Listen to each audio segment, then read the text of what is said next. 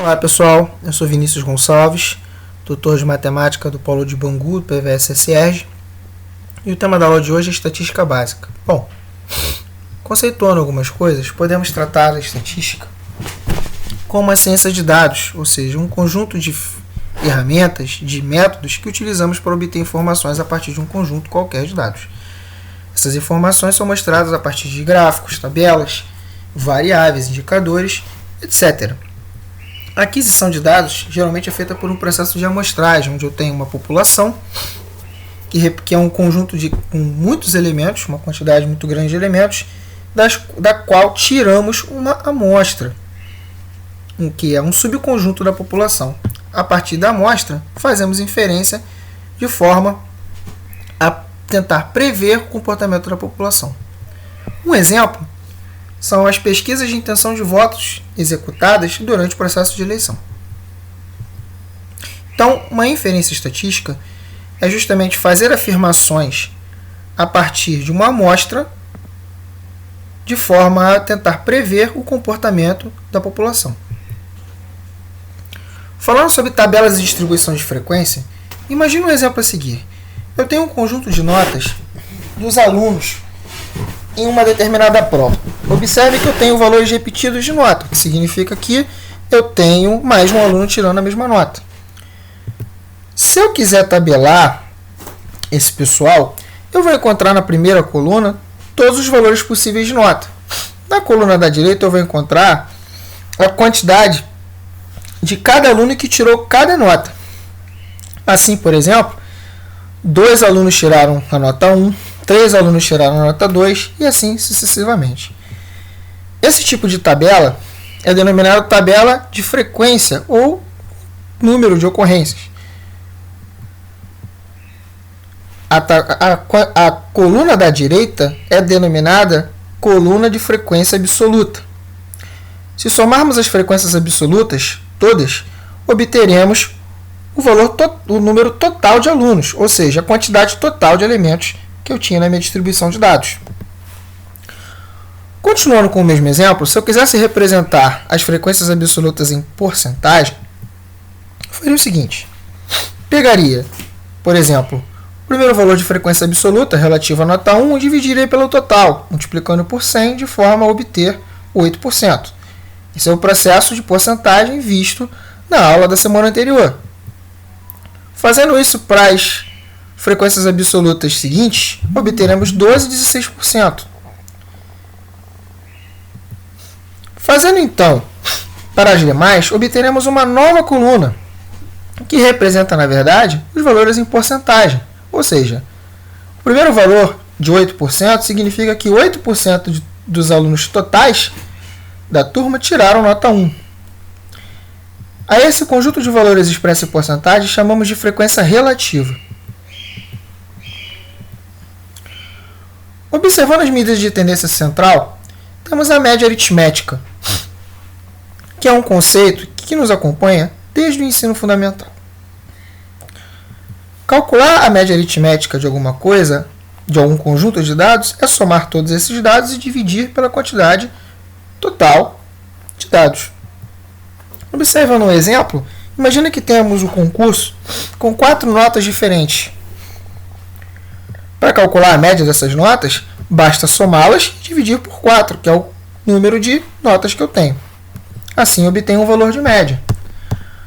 A média ponderada leva em consideração diferentes pesos para cada valor da distribuição de dados, que reflete a sua importância.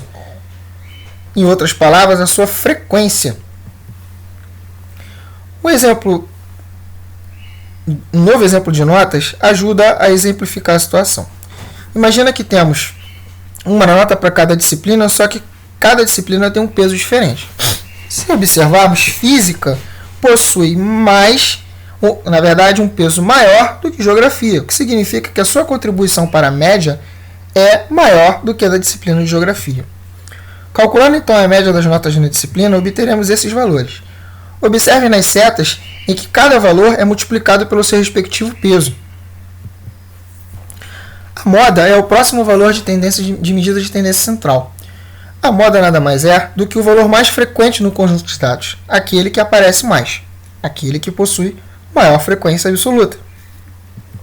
Nesse primeiro exemplo, temos que 15 é o valor da moda, porque é o valor que mais aparece nesse conjunto de dados.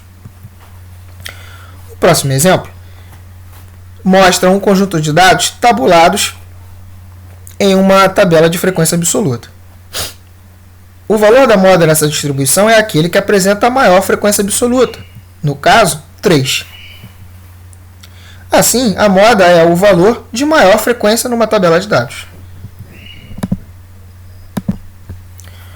Continuando com os conceitos de medida de tendência central, para calcular a mediana de uma distribuição, primeiro precisamos que os dados estejam em ordem crescente ou decrescente. Tomando o primeiro exemplo, temos uma sequência de dados em ordem crescente com 8 elementos, uma quantidade par. Não há um elemento central, em si 2 elementos centrais. Assim, a mediana é obtida pela média aritmética dos elementos centrais. Se tivermos uma quantidade ímpar o elemento central é obtido diretamente, sendo esse o valor da mediana. Continuando nossos estudos acerca de médias e medianas, observe o conjunto de dados seguinte. Esse conjunto é relativo às idades de crianças em uma coluna de férias, possuindo 20 elementos. Sua tabela de frequência é dada a seguir, com as respectivas frequências absolutas e frequências relativas. Querendo calcular a mediana dessa distribuição de dados, se temos um conjunto de dados com 20 elementos, os elementos centrais são o 10º elemento e o 11º elemento. Então, calcularemos a mediana a partir de uma média aritmética desses dois valores. Observe os valores marcados na tabela. Se quisermos calcular a média, temos que levar em consideração as frequências absolutas relativas a cada idade. Essas frequências absolutas são os pesos, que são calculados na média ponderada. Assim, obtemos um valor de média de 8,7, diferente do valor da mediana. A mediana é a medida de tendência central que divide a amostra em duas amostras com a mesma quantidade de elementos. Já a média é uma medida de tendência central que busca um valor que represente o todo na distribuição.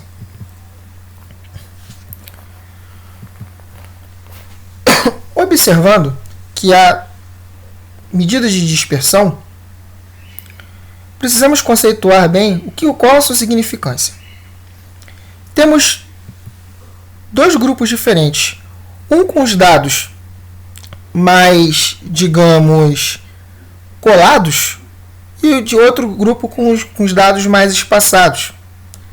Falando de uma maneira mais formal, o primeiro conjunto de dados possui pequena dispersão de dados e o segundo com uma maior dispersão. Ou seja, as medidas de dispersão avaliam a variabilidade dos dados, se há dados muito espaçados ou menos espaçados, em torno de um valor que geralmente é dado pela média. Então, observamos esse exemplo. Temos duas equipes de basquete 1 e 2, em que cada jogador tem a sua respectiva altura dada em centímetros. Se calcularmos a média, a mediana e a moda dessas duas equipes, obtemos valores exatamente iguais, o que nos leva a pensar que os valores, as distribuições são iguais. Mas se observarmos o cálculo da variância, que é dada pela soma das diferenças entre o valor corrente e a sua média ao quadrado, dividido pelo número total de elementos da amostra, ou desvio padrão, que nada mais é do que a raiz da variância, veremos que as equipes possuem valores muito diferentes de variância e desvio padrão.